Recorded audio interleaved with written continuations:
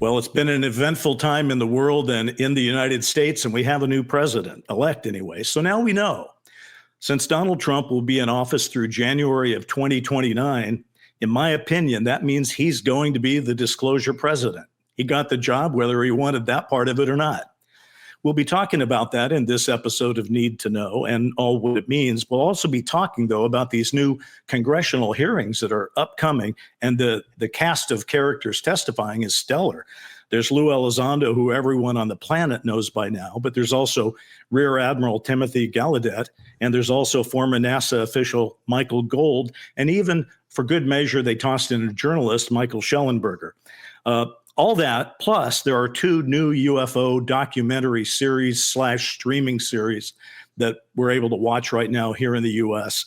So there's a lot to talk about. So let me bring in my cohort, Ross Coulthard here, co-host, I don't know, whatever, direct from Sydney. Now, Ross, as I understand it, you are sitting there right now with bags packed to go off to Egypt. So tell us what that's all about. And frankly, I think you're probably looking for another Stargate, right? Oh, Bryce, don't reveal all, mate. Don't reveal all. G'day all. It's lovely to be here. Yes, I'm very excited. I'm packing my bags for Egypt. Assalamu alaikum. The last time I was in the Middle East, I was getting blown up and shot at. So it's very nice to be going to the Middle East and going to a non-war zone. And hopefully things will calm down and not be apocalyptic while I'm over there. My wife's worried about the Third World War breaking out, of course. But I'm going there solely to join a group of very interested people who want to hear about UFOs, but are also interested in ancient civilizations and whether Egyptian history has any connection at all to that UAP issue.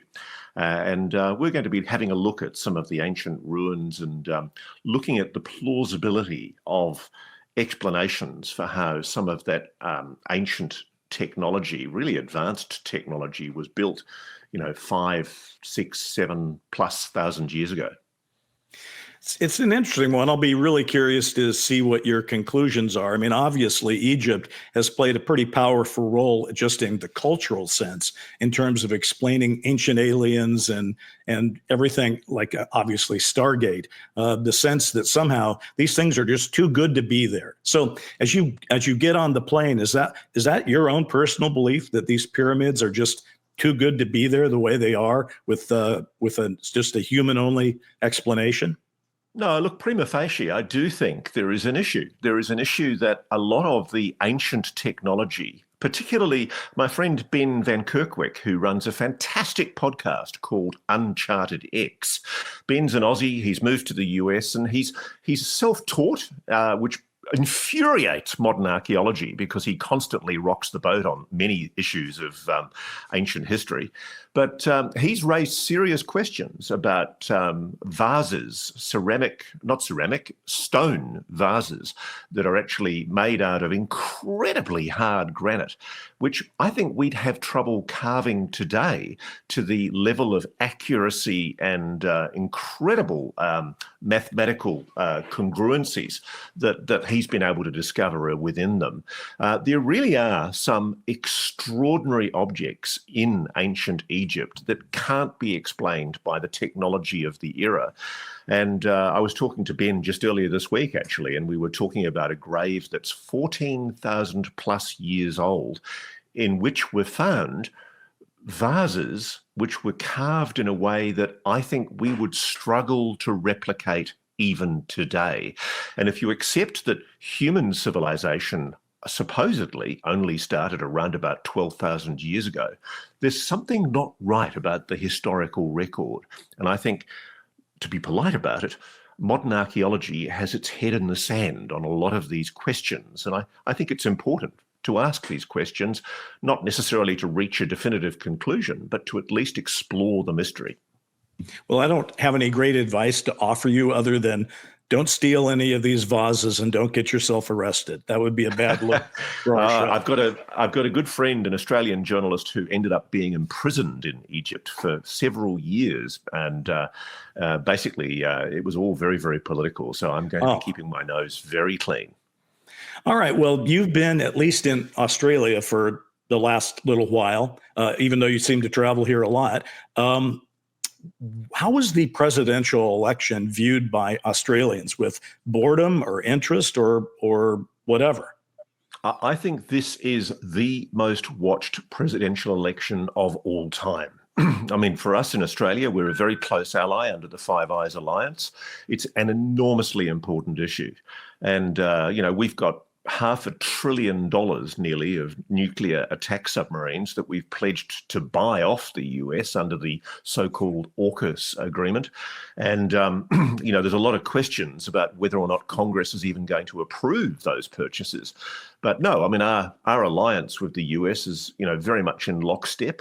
And a lot of Australians think it's absolutely crucial to know who's going to be the new president. And I think it's an interesting new era. It's going to be a very new, interesting time with Donald Trump back at the helm. To say the least. Before I get into any of that, what would you say if Australians had voted? What do you think they would have voted? Would they have been Trump or Harris? I can't honestly say I think we would ever have a candidate like Donald Trump in Australia. We don't have those kind of media-driven figures, those personalities like that. I can't see anyone who's quite so polarizing getting into a position of political power in Australia. We're a lot more conservative in Australia, and nothing. I want to preface what I say here, Bryce, and I think we should be really careful, because a lot of people this week, when I've talked about Trump, they've taken my comments about his issue on disclosure as some kind of an endorsement. And I think this is a grave misunderstanding. To say that Donald Trump has a particular view on UAP disclosure is not to endorse him as a political candidate. And I like to think that people have no idea what my politics are. Listen, I don't know how much you read of our comments on our YouTubes, but if we even utter the word Trump or Harris in the past, somebody has accused us of being in the bag for them. So I think you and I have both been accused of being pro-Trump and pro-Harris. So I think your point is well taken. It's okay to try to analyze what any elected official is going to try to do on disclosure. That's kind of our job here. I have, just before we get into what Trump may or may not do, one of the clear things is that you and I have done a couple of rounds on whether we're optimists or pessimists about what disclosure would be from a timing point of view. But as I look out over the horizon now, and Trump, should he maintain his health and be holding the office, would be 4 years older in 2029, and when he would leave office. So that's a 4-year plus window to get disclosure happening. I happen to think that that's pretty much a done deal, that some form of conversation from the White House will have to be joined on this topic. How do you feel? I certainly like to think that that will be the case. And again, this is not an endorsement of Donald Trump. I know that Donald Trump has in the past made very positive comments about getting to the bottom of the UFO mystery.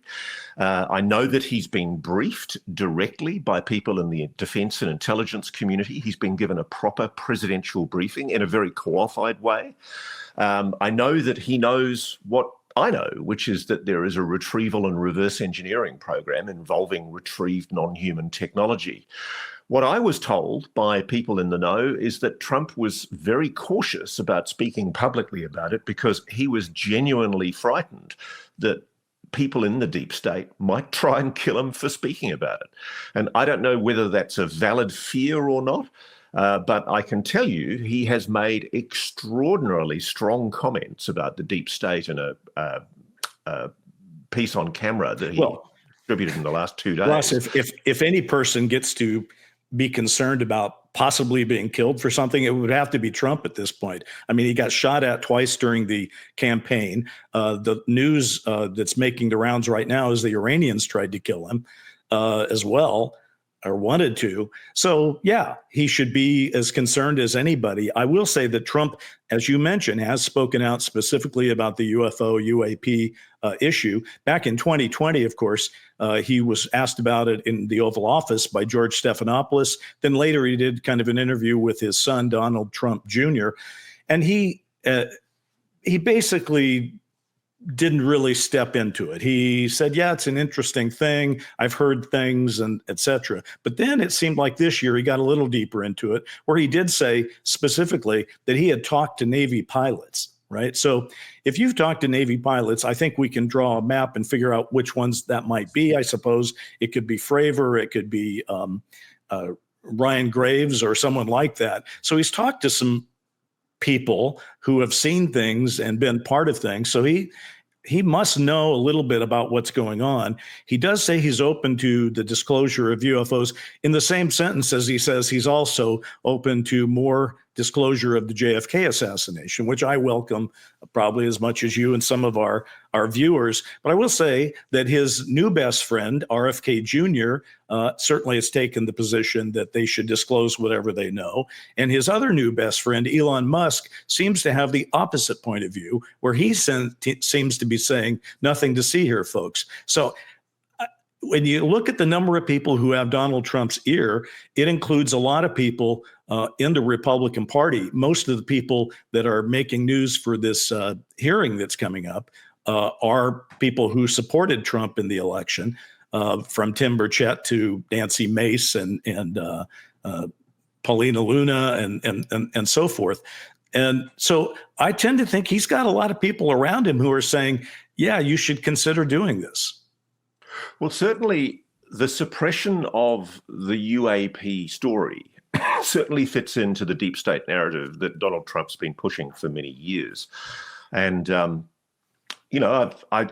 guess I take the view, I beg your pardon, I take the view that there is no doubt in my mind at all that there is a secret US government program that's trying to suppress public interest and knowledge about this issue. I certainly think it's going to be implausible for them to maintain the cover-up under a Trump administration, because at the heart of the revelations that I've been investigating is the fact that it's clear successive presidents have been misled and lied to. I mean, if you remember Bill Clinton back in his era, he actually spoke to a little boy in Ireland, and I remember the kid's name was Ryan, and he'd written to Clinton, and he'd asked him about Roswell. And President Clinton said something like, in fact, I made a note of it here. He basically said, as far as I know, Ryan, an alien spacecraft did not land in Roswell, New Mexico in 1947. And Ryan, if the US Air Force did recover alien bodies, they didn't tell me about it either, and I want to know. Now, the reason that's significant is because Bill Clinton sought and requested information on Roswell, and he was told there was nothing in it. We now have Lou Elizondo on the record, now willing this week to give evidence about Roswell under oath before the Congress, saying that Roswell, as he's told me in an interview, was a real crash of an alien spacecraft. So the implications are that a former commander-in-chief of the United States was lied to. Now, I don't know who these people are that are responsible for maintaining the cover-up. Actually, I've got a pretty good idea. Let's start with the CIA's OGA office. But they've committed an egregious crime. They have lied to the commander-in-chief of the United States. That's the implication of what we're talking about. Heads may roll. You know, I can't remember the guy's name. He was Trump's either Department of Homeland Security chief or even the CIA chief, one or the other, and you'll probably remember his name better than me, but he was on Fox News and was famous for actually saying, yeah, we're seeing things we can't explain. They might be anything. They're not ours. Who was that? Do you remember the name of this guy? I think it was John Ratcliffe from memory. Yes, exactly. So I saw Ratcliffe's name on the short list for anything from Secretary of Defense to the head of the CIA. So you're going to have, if that happens, folks, watch for Ratcliffe. If he gets one of those posts, then that certainly is going to be a voice on the inside saying we should probably talk about this. And look, I don't think Ratcliffe's the only one. I think we're going to see soon more very senior figures, particularly on the Republican side, coming forward from former roles in defense and intelligence, saying some extraordinary things about a non-human intelligence. I'm not going to say where or when, but there are revelations coming. And I think it's untenable, I think, for whichever side of politics would have got into power this week. The simple fact is that under President Trump, you're right, there is going to have to be some attempt at disclosure, because it's going to become untenable with the weight of evidence that's going to come to bear for the incumbent president to maintain the cover-up. I suspect Trump will find himself under an enormous amount of pressure from the national security establishment to keep this story suppressed. And the argument will be that we're not going to reveal national security secrets. We don't want to tell our adversaries anything about our capabilities. And frankly, I think that's a self-serving narrative. What these people are trying to do is conceal their own crimes, their crimes of deceit and misinformation. Here's what I've been wondering about Donald Trump. And I'm curious, it's all speculation, but there's a couple ways that a president can speak about disclosure. He can do it by design. In other words, get the staff together and those who know about it say, Mr. President, I think it's time for you to make a statement. And that's kind of the organized, roll it out way. And then the other way that you'd have to consider as a possibility with Donald Trump is that, what's he call it when he gives a campaign speech? The weave. He may be talking someday in the weave and drop in some words that, sort of lay it out. So I was just kind of curious, Ross, have you given that any thought? If Trump is the guy, do you have any thoughts on whether they would do it in an organized fashion or whether it might even be organized to be a slip from Trump in some other context? Look, I think Donald Trump has shown in the last few weeks, whatever you think of him, he's a very cunning and very clever man. He's not going to inadvertently reveal the biggest secret in human history. He knows how sensitive it is.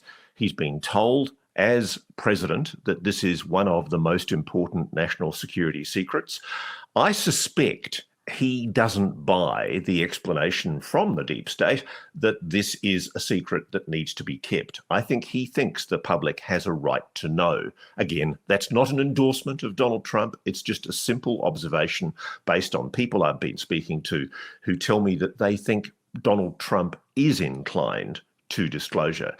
He keeps on saying, he doth protest too much, I think. He keeps on saying, I don't know if I believe this UFO stuff. I'm not so sure. When in fact he's actually quite engaged. And it's quite clear to me through his son, Don Jr., that there is indeed a great deal of interest in the Trump family. And there are people very close to Trump inside the national security establishment who will almost certainly be part of a new national security regime, putting a brush through the CIA with any luck. And they are going to be asking some very hard questions, and rightly so.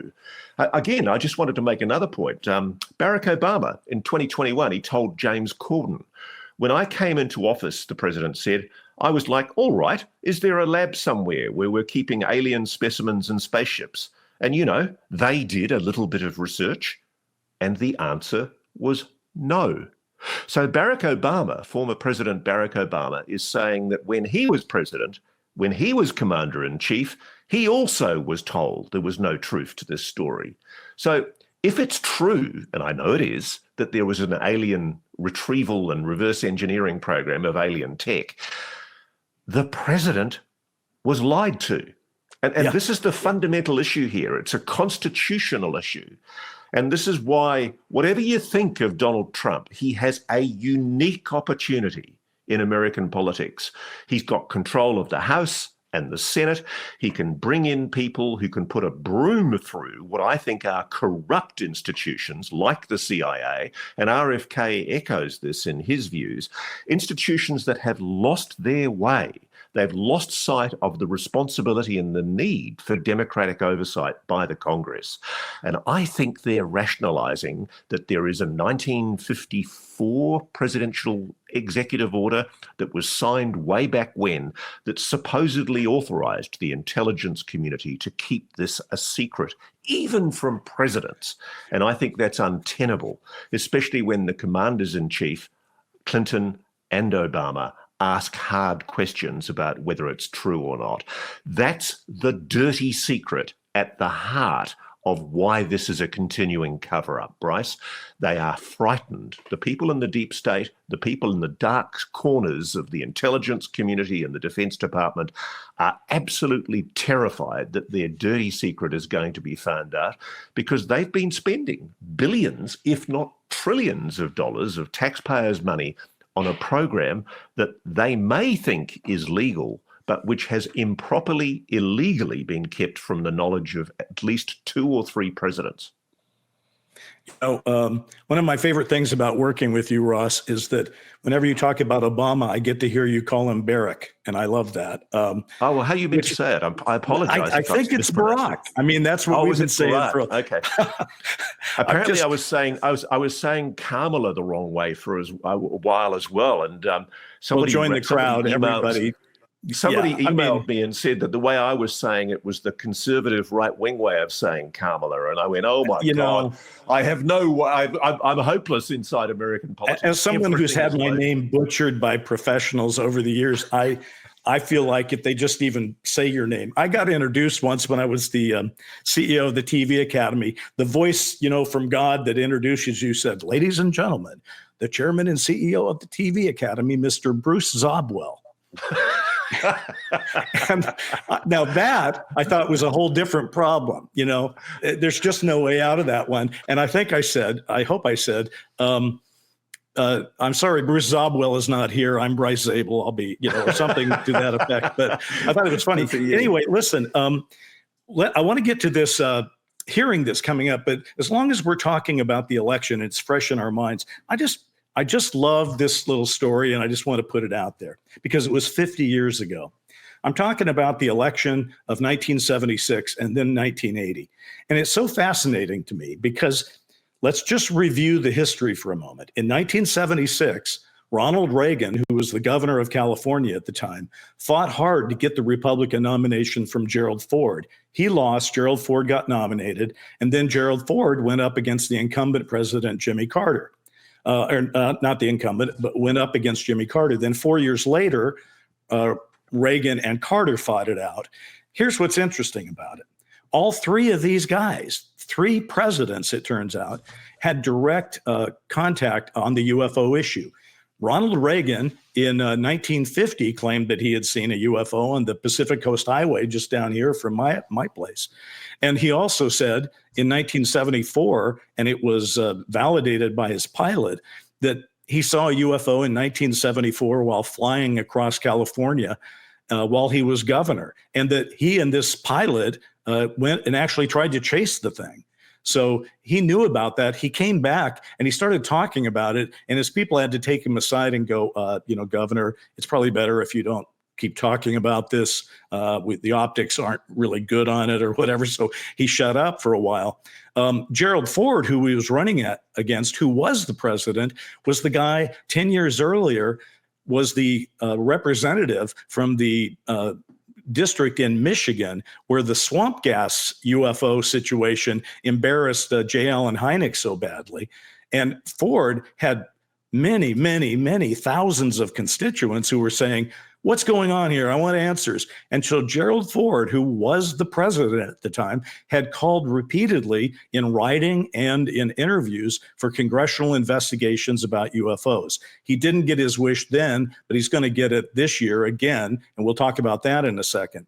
Meantime, Jimmy Carter, apparently back when he was the governor of Georgia, saw a UFO with about 25 other witnesses at a outdoor, he was, I forget who he was working with, but he was at some meeting and he was outdoors and they all saw it together. And Carter even filed a report with NICAP, which was the National Investigations Committee on Aerial Phenomenon. So how ironic is it? Because here's the thing that I really find completely strange. All right. It's 1976. They have 3 presidential debates. Most of the reporters know that Reagan has claimed to have seen a UFO, and Carter Carter had the same issue. He had claimed to see a UFO, and these people knew it. And it had even been for Carter in a Playboy interview where he talked about it. And yet not one question about the fact that these 2 guys had each seen a UFO in those 3 debates.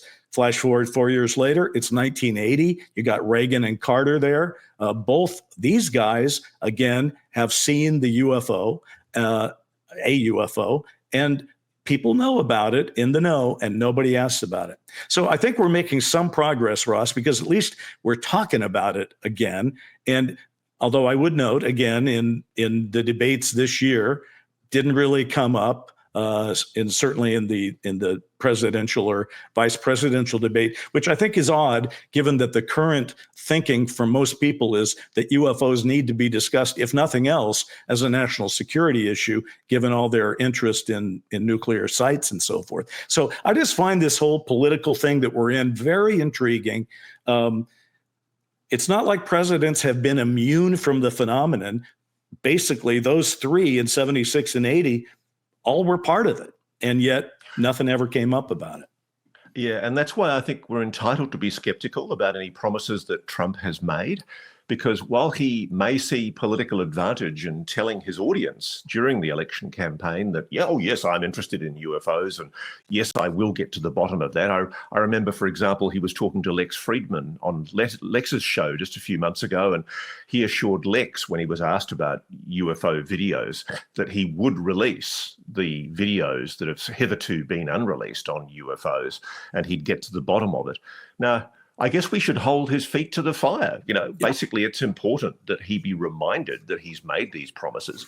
And again, the issue relies on public impetus. I think one of the lessons, I think, from this election campaign is, whatever you think of Trump, he won the popular vote. He didn't just win the Electoral College. He won the popular vote. Whatever he's saying, it's resonating with an audience, particularly an audience of young white men who felt, I think, for a long time disenfranchised and slightly unable to articulate what they feel in the public arena.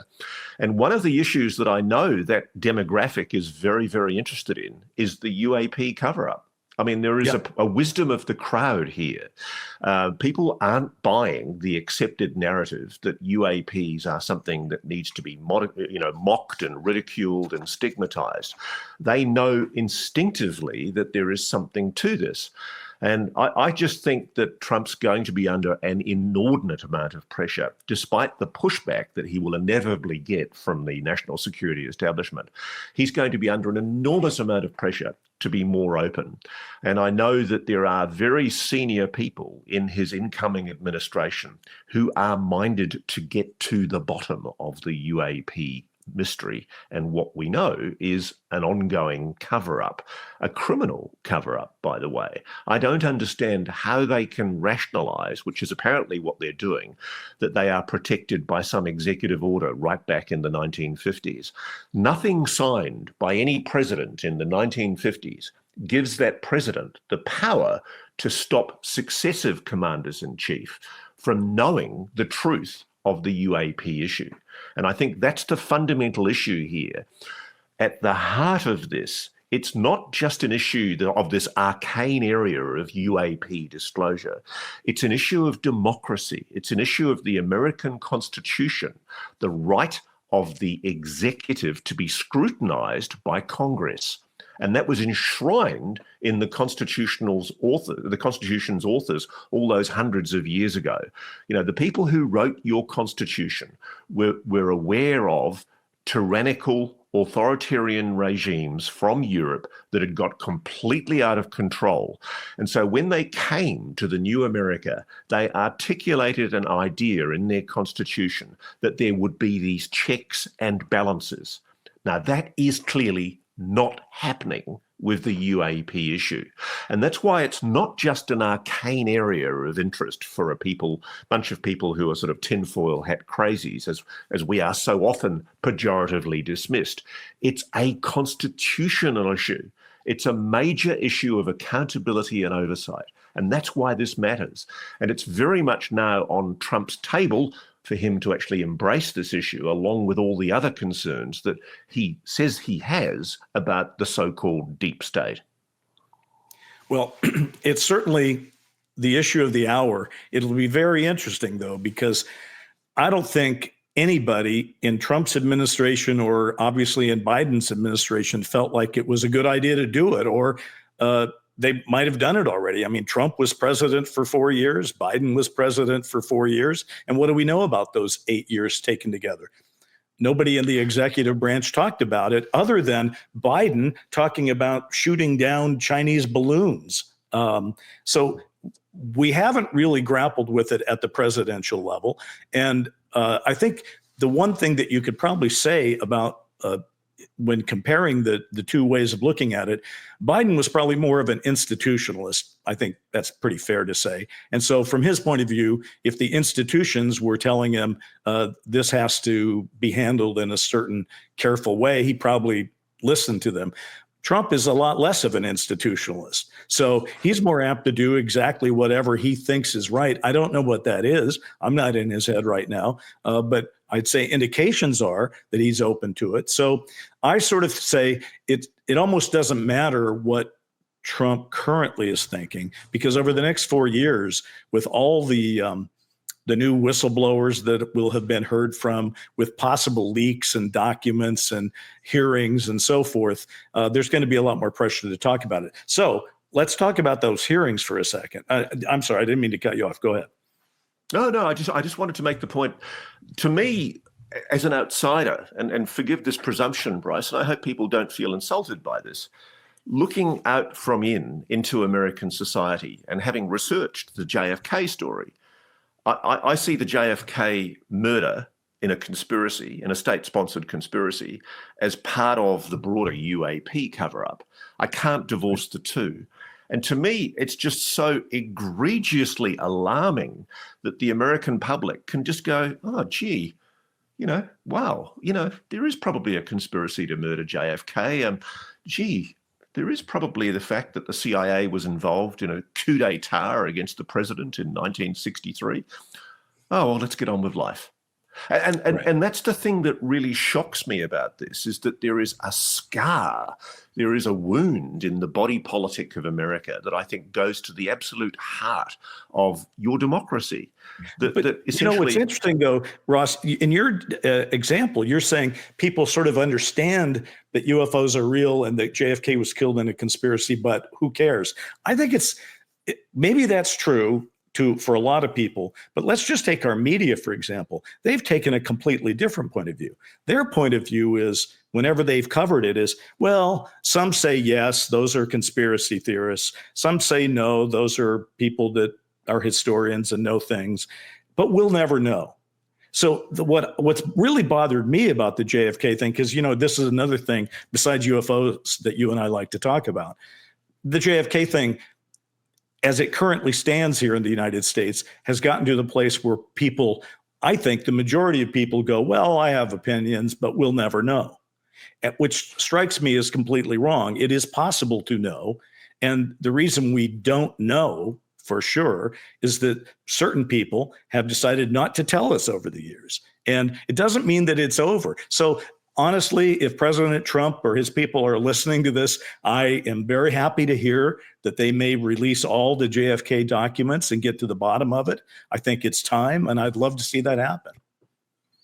Yeah, I mean, I think maybe we should move on to the hearing now, because I'll rant all day about this. But to me, it just leaps out at me, Bryce, the alarming way that people just compliantly roll over and let things happen to them in America. I mean, we did it in Australia with COVID, where we basically accepted that the government was going to lock us up in our homes and essentially put us under martial law. And it turns out now that that was sponsored by a lot of the mainstream media in a completely deluded, unscientific campaign that had no basis at all in objective, solid, empirical, data-driven science. And similarly, the mainstream media has been pushing a narrative now for decades that the issue of UAPs, and for that matter, the JFK assassination conspiracy theory, should just be dismissed and put under the carpet because there's no basis to it, and move on, folks, listen to us in the mainstream media. Well, look how well that's gone. And I say this as somebody who's worked in the mainstream media for much of my life. There is a dogmatic, truculent resistance to acknowledging that they're wrong in the mainstream media. They've fucked it up big time with the coverage of Donald Trump. Whatever you think of the guy, a large rump of America thought very, very strongly that they weren't racists, they weren't Nazis, and they were entitled to vote however the hell they wanted to vote, no matter what the mainstream media told them to think about Donald Trump. They have screwed up mightily, and I think they've egregiously damaged the public faith in legacy media with the way they've conducted themselves with such palpable bias. And it's got to be said. I mean, I don't. You just started the show by saying you weren't going to say anything that would get you on one side or the other, and now you've gone and done it, my friend. Now it doesn't make me a Trumpster. It doesn't make me a Trumpster to observe that the legacy media has conducted itself with a complete lack of objectivity, largely during this campaign. The fear, the politics of fear, and the way that the media have conducted themselves is reprehensible. It's not the media that I was taught to be part of as a young man, and I'm sure you probably feel the same. You know, the way that journalists feel now that they have the right to voice their opinions on particular political candidates, I just don't think is right. So let's get to the hearing before I dig myself a shallow grave. I'm just going to follow up that. Because I'm working on a book about these things and sort of calling back my memories. I remember as a young reporter at an NBC affiliate, then at CNN, pitching my boss, either the bureau chief at CNN or my news director at the station, doing a UFO story. And in both cases, those people looked at me like, yeah, over my dead body, you're going to go out and do a UFO story.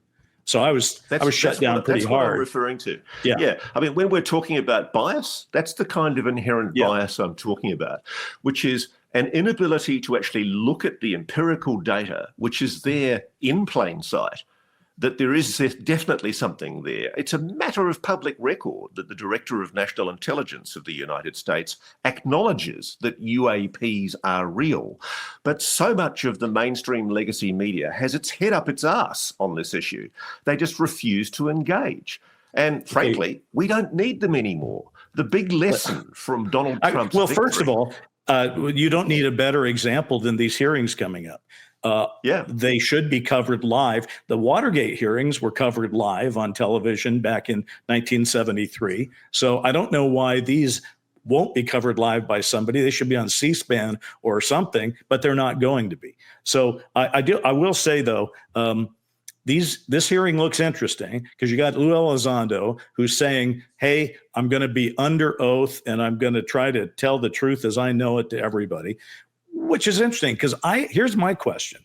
We can get to the other guests and witnesses in a second, but because we just had Elizondo on and he got out of certain hard questions in kind of a weird way, I thought. A couple of times he said, well, I wasn't born back when Roswell happened, so I really don't have an opinion on it.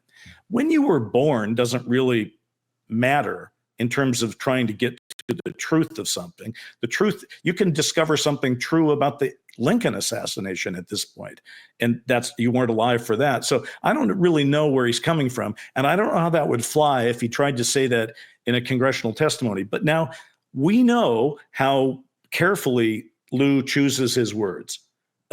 He's very forthcoming as much as he can, and then he chooses his words. If he's under oath and somebody says, so you've stated that you believe that there are crash retrieval programs, yes. Tell us specifically where they are and what's going on. What would he say? Well, this is part of the problem with the House Oversight and Accountability Committee, because I think people who are expecting witnesses to tell all at the hearing this coming week, they're really not going to hear it because they can't. Under the laws that operate, even in Congress, you can't depose people and hear evidence that is protected by national security laws. You can bring those people into a SCIF and you can get them to testify in a SCIF under top secret SCI compartmented clearances, and then you can make a decision about how much the public can be told about that. But you can't just depose people and put their evidence out there in the public arena. And frankly, there's a good reason for that, Bryce. You know, there are secrets as countries we need to protect as part of the Five Eyes alliance. We don't want foreign adversaries to know our capabilities and our advantages over them.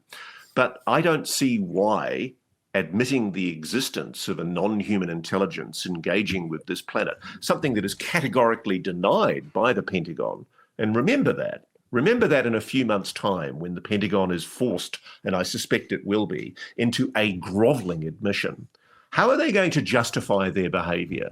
How are men, primarily men, and officials in the CIA's Office of Global Access going to explain the fact that they have egregiously, criminally, illegally lied to the public and to the president and to the Congress about a simple thing like the existence of a non-human intelligence? Admittedly, yes, there are technologies that ought not be revealed. I accept that. But the issue fundamentally is, can these things be revealed to Congress? Yes, in the right circumstances. But I don't think the Oversight Accountability Committee hearing is going to get any dramatic revelations this week because they're just not legally authorized to hear it. Well, we'll see. By the way, I want to apologize to our YouTube friends. I thought I discovered the world's greatest lighting system, bringing in all this outside light. And now I just look like, I don't know what I look like. I look like a man who's, it's hostage video time for me. But okay, moving on. We'll just have to live with it.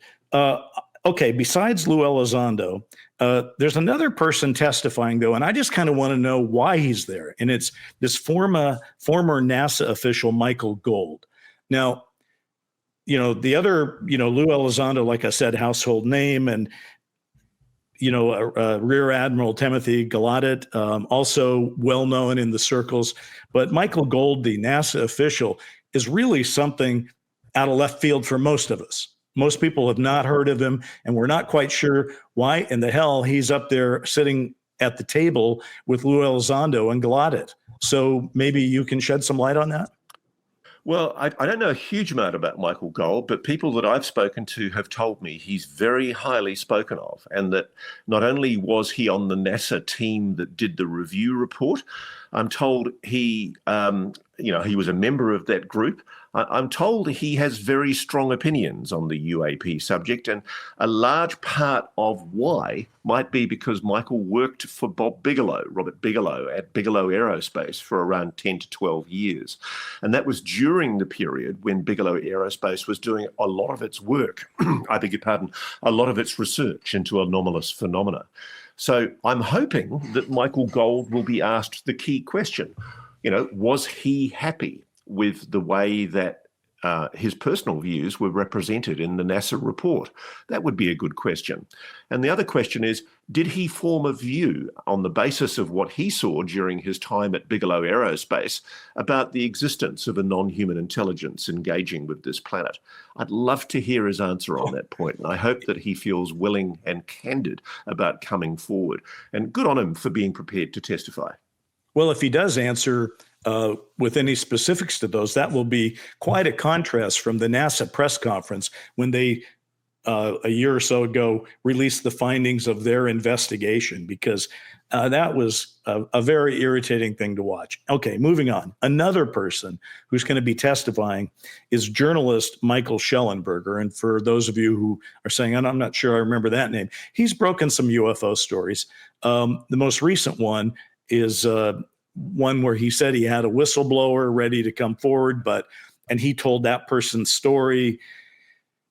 And so some people have brought up the point, Ross, and I'm very curious what you would think about it, because here is Shellenberger, a journalist who's testifying. But again, where's the whistleblower? And as somebody pointed out, I believe it was on X, on your site, they said, no offense, but having Shellenberger on is like, instead of having David Grush testify back in 23, having Ross testify about having talked to him, which would not have been, even though I think you'd have been a great witness, my friend, don't get me wrong, but that would be weird to do that. And it feels weird now. Why are they doing that? That seems like such an odd choice.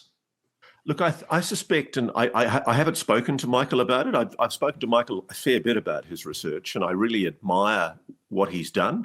And I've got a sense of who I suspect some of his sources may be, or at least the programs within which they're operating.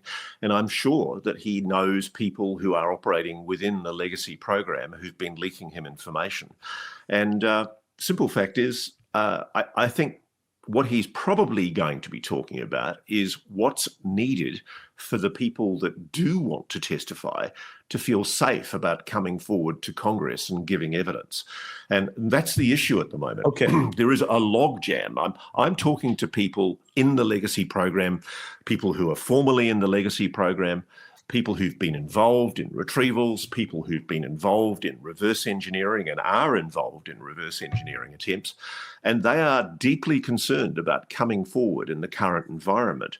Now, that might have changed under the new administration. Let's wait and see whether they hold fast with their promises. But the kind of protections that are necessary to avoid what I think could be a catastrophic disclosure are things like the Presidential Records Review Panel that was proposed in the original Chuck Schumer legislation. And don't forget, that was bipartisan legislation. Chuck Schumer, of course, was the Democrat Senate Majority Leader, no longer after the current election. But I can see that there are people in the Republican side who agree that this legislation is important. So let's just see whether under a new administration, whether Trump follows through and brings in the kind of checks and balances that people like Michael Schellenberger feel are important to protect his sources and mine, because there are a lot of us sitting on people who are unwilling at the moment to step forward and identify themselves because they frankly don't trust the national security establishment not to take revenge against them. You have to understand, this is a secret where people have been intimidated, threatened, and yes, allegedly, in some cases, even murdered to protect this secret. Now, that's a hell of an allegation. It's one that David Grush made to me. It's one that I know has been repeated by other commentators.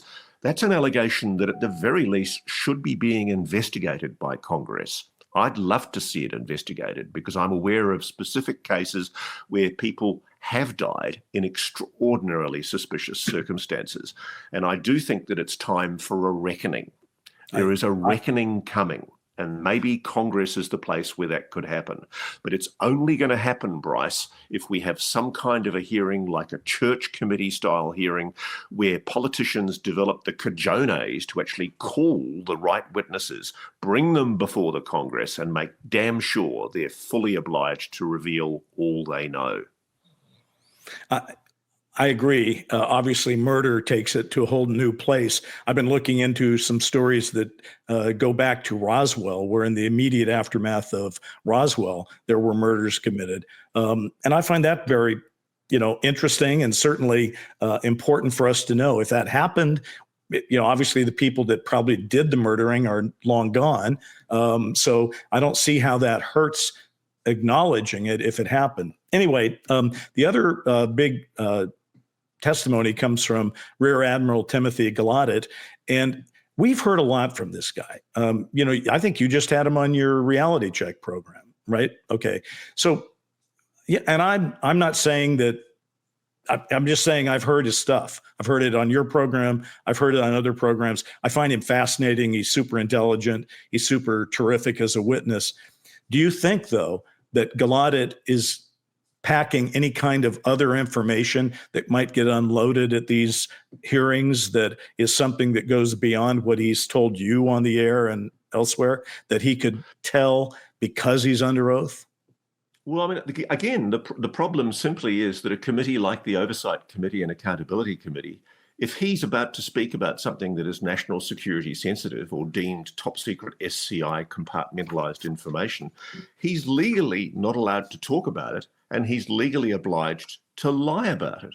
So this is the dilemma that we have with the current catch-22 of the legal system in the United States, that essentially the compartmentalized secrecy that has been used to gag public awareness of this issue for so long, along with the stigma, ridicule, and taboo.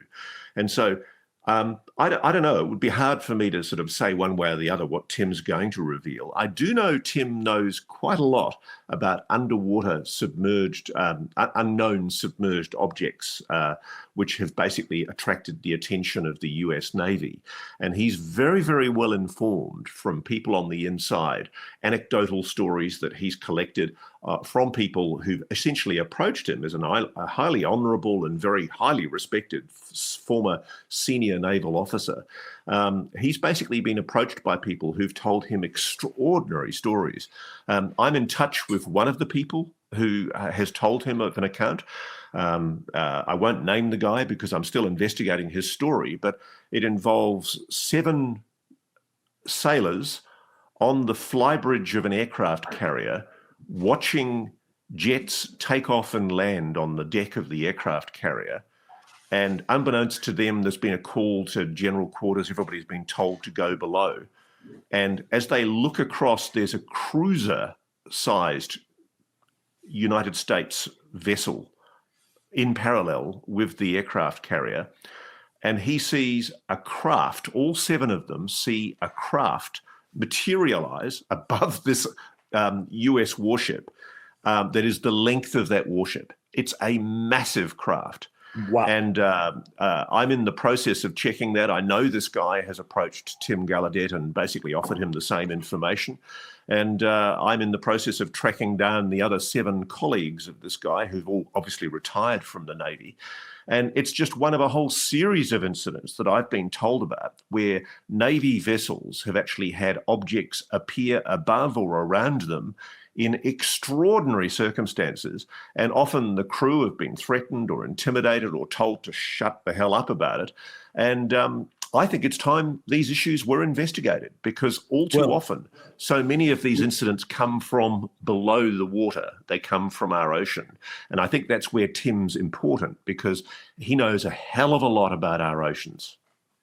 Which is fascinating, because in our last episode, we talked to Richard Dolan, who's writing a 3-part book history of USOs. And by the way, if you haven't seen that show, folks, I'd advise you to watch it. Dolan is, I mean, everybody's talking about the water now. Water is the thing, which is a nice bridge, though, to what I wanted to talk about before we get. I assume since the hearings haven't happened, we're just going to let it go. Let them happen. Then the next time we talk, we'll talk about what they actually said.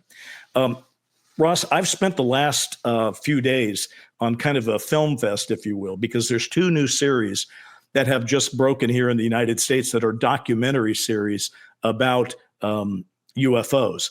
And one of them is on MGM Plus and the other is on Netflix. The MGM Plus one is called Beyond UFOs and the Unknown. And to the best of my knowledge, I think it's J.J. Abrams who is behind it, who had already done a previous series about UFOs. Then it's kind of good. I mean, I enjoyed it. I mean, it's not perfect, but it's kind of good. The only problem is I'm the only guy I know in my neighborhood who has ever seen or heard of MGM Plus. I have it on MGM Plus. There must be other ways to watch it or else they wouldn't have made it, but it is kind of intriguing. I thought it was good, but the big dog of UFO stuff is the one that just broke on Netflix, and it's called Investigation Alien, and it stars our friend of the show, George Knapp. And it's like 6 episodes long. They're short. They're not hour long. They're like 30 to 40 minutes. But my God, this is the series, frankly, Ross, that you and I wanted to do that he's now done. You wanted to go traveling around the world with a big budget and look into this. And I wanted to sort of try to say, what is going on here? What are the conclusions we can reach? Well, our friend Knapp has managed to do both. And I got to tell you, he's just, I don't know, he's just aged into this perfect character. And what's so fascinating about these 6 episodes, even though sometimes the construction is a little hinky or whatever, but what's fascinating is they all hang together as a progression. He starts out in episode 1 and he's doing this, and it leads into 2, which leads to 3. And so like in episode 2, he's in Brazil on a boat going to investigate Colares and that case and other cases. And I got to tell you, I sat there watching it last night and thought, who does he remind me of? He reminds me of Ernest Hemingway. He's like the old man in the sea, going around there. And I don't say that in a bad way. George is a good personal friend, and I really admire everything the guy has done and the way he's lived his life and been part of this series. But the series has kind of remember Anthony Bourdain? He was out traveling the world looking for a good meal. If George Knapp sat down in Brazil and had a meal, he'd have been doing that. I mean, it's just so interesting. So in his first one, what I really thought blew my mind as a way to start a UFO series was what they did. And I haven't talked to George about it, but if I see him next, I'm going to ask him. It literally starts with cattle mutilations, right? So it doesn't start with, okay, in 2017, the New York Times did this and that, and sort of build the case, which frankly needs to be built for most people. None of the people I hang out with know anything about that. So it's probably good to say it. But he goes straight into cattle mutilations and comes up with some cases that prove it's going on now. It's not something from 1970s. It's happening now. And I was compelled by it. And so I loved it. I'm giving a thumbs up, basically. If anyone wants to spend, a good 3 or 4 hours watching some good UFO production, check out Investigation Alien with George Knapp on Netflix. No, I loved it. And I thought George's ruggedly hirsute demeanor, he comes across as the kind of senior Marlboro man of ufology. He's kind of a handsome devil, kind of a grisly looking fella. And I loved the tenacity that he showed in getting to the bottom of these mysteries. It's exactly the sort of show we need. I watched the first 2 or 3 eps last night, and I was really struck by the work that he did on the cattle mutilations, but also Colares. I mean, the thing about Colares in Brazil is, as George pointed out, people were hurt during these incidents. Some kind of craft was directing energy beams at human beings and causing them injuries. Right. That's a worry. It's a huge worry. And it's why we can't always assume that this phenomenon is always benevolent and friendly. And I loved what George did. I think it's fantastic. And I really applaud the fact that there's a show like that now out on Netflix that people can watch and engage with, and I wish him every success. I mean, listen, we're producers. We probably produce something a little different about it, but it has a little bit of Netflix telling him this is what we think the series is. There's a few moments of that, but it's just good, and he's so great. And of course, he does take on water as one of the big things we need to think about. He also, though, re-examines the Phoenix Lights with some new witnesses and some new people talking about it. And let's face it, one of the things I thought that he did that I wanted done is I know a little bit about the Phoenix Lights, and I live near it. I've been in Phoenix many times, and I've talked to a bunch of people that saw them. I even had lunch with Fife Symington one time, who was the governor during the Phoenix Lights, and he told me about his experience with them. But what George does in this series that I certainly admire is he said, but what is it? Why would somebody do that? Why would somebody fly a mile-long craft of some kind over a populated city? What would be the point of doing that? And he starts to grapple with those issues. One of the things that he certainly came to a conclusion about cattle mutilations was somebody's on a sampling mission, right? And it might even explain Colares. These are the issues that you and I like to talk about. And I was just glad to see other people talk about it. So that's my highlight for the week. And I'm glad so you're able to see it in Australia. You were able to get the latest. Okay, great. So again, you're taking off now. You're going to be gone for a couple weeks. But just to give a highlight to it, you're doing some kind of Q&A after the hearings on the 13th in your Reality Check podcast on News Nation. Yeah. So if people want to ask me questions, or if people want to raise their own issues that they'd like to see explored in a special Q&A that we're doing on my show, Reality Check, for News Nation after the hearing, then you'll find that on my Twitter feed and my YouTube feed. And you can basically send in your comments. And I hope at some stage, my friend, you and I can do our own analysis for Need to Know, where we get our teeth into the issue as well. I would love that. And by the way, I just have to rib you as a friend. Your own reality check. The last episode, Ross introduced our show as "Welcome to Reality Check," which I had to spend time Sorry. editing out of the thing, and I thought that was pretty I'm funny sorry. because It's a no, force it's of habit, totally mate. acceptable and fun. It's just you're doing a lot these days. I mean, I see the amount of material that you're cranking out. It's prodigious, and I assume some of these things that you're going to learn in Egypt are going to become also shows as well. I will definitely be doing shows from Egypt, and I'm continuing to work on major documentary investigations for News Nation that I know you're aware of, Bryce, and they'll be forthcoming. Let me just say that the investigations continue, and I remain very, very committed to tenaciously investigating and getting to the bottom of this mystery, and there's a lot to be exposed. Well, Ross, we're an hour into our show. Time flies whenever we do it. I hope everyone appreciates that I fixed my lighting problem during the show. So things are happening. Listen, safe travels, my friend. Like I said, stay out of trouble, but get into good trouble, and come back and tell us all about it when you return. Will do, brother. And here's good luck, break a leg for the congressional hearing. Yes, thank you. All right, everybody. We'll see you all later. Bye-bye. Cheers.